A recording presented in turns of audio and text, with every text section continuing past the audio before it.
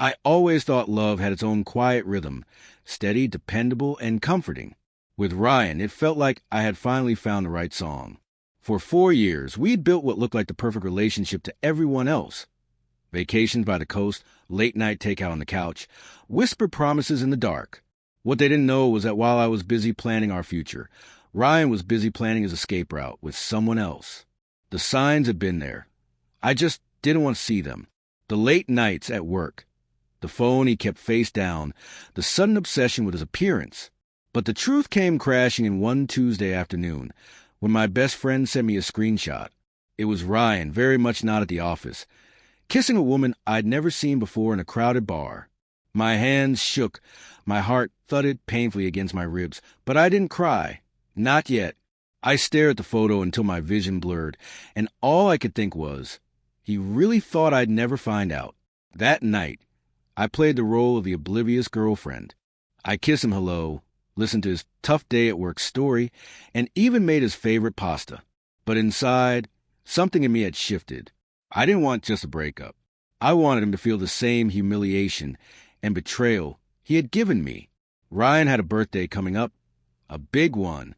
He'd been talking about it for months, inviting everyone he knew to a rooftop party he insisted had to be unforgettable. I took over the planning, pretending it was all about making his day special. I rented the rooftop venue, arranged the catering, even booked a photographer. I invited everyone he loved, his family, his closest friends, his coworkers.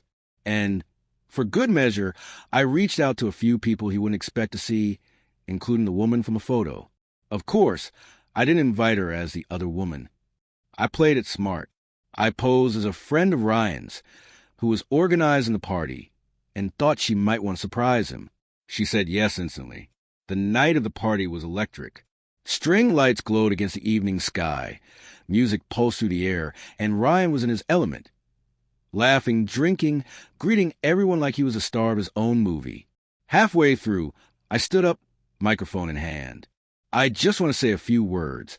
I began, smiling sweetly as Ryan looked at me with mock embarrassment.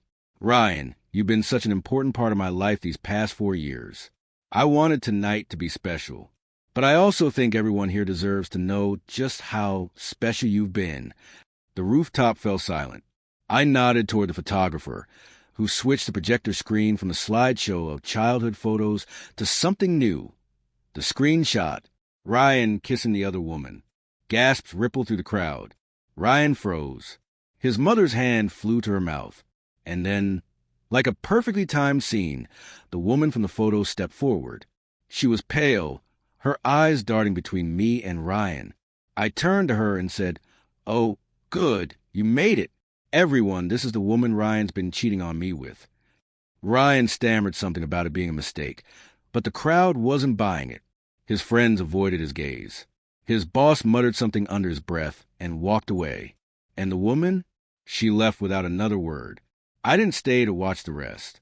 I handed the mic to the DJ, grabbed my coat, and walked out into the cool night air.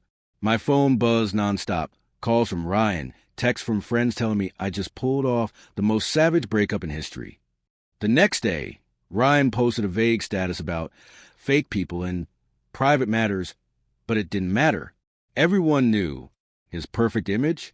Shattered. His reputation? In pieces. And me? I slept better than I had in months. Because the truth is, revenge isn't always about getting even. Sometimes, it's about making sure they'll never forget what they did to you, and that they'll think twice before doing it to anyone else.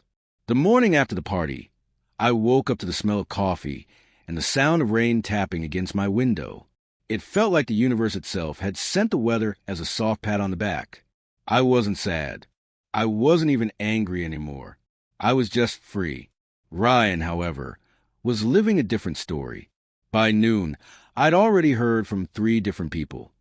His boss had called him in for a serious discussion about professionalism after multiple coworkers saw the photos from the party circulating online. Someone had filmed the moment the projector screen switched to the incriminating kiss, and by morning, it had over 40,000 views on a local gossip page. The comments were merciless. Strangers dragging him, old acquaintances chiming in with their own shady stories about him. Even his family wasn't letting it slide. His mother left me a voicemail, surprisingly gentle, telling me she was deeply sorry and that Ryan needed to face what he's done. His sister, who I'd always gotten along with, texted me. He deserved that. I'm glad you did it. Ryan's desperation. By the end of the week, Ryan was blowing up my phone with messages that swung between guilt and rage. I can't believe you did that to me in front of everyone. You could have just broken up with me. Please, I made a mistake. Let's talk. You ruined my life.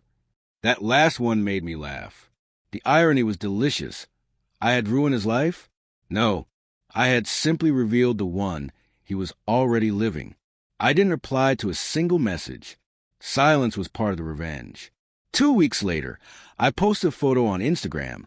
Nothing over the top, just me in a new red dress at a wine bar with friends, laughing, looking like betrayal had never touched me.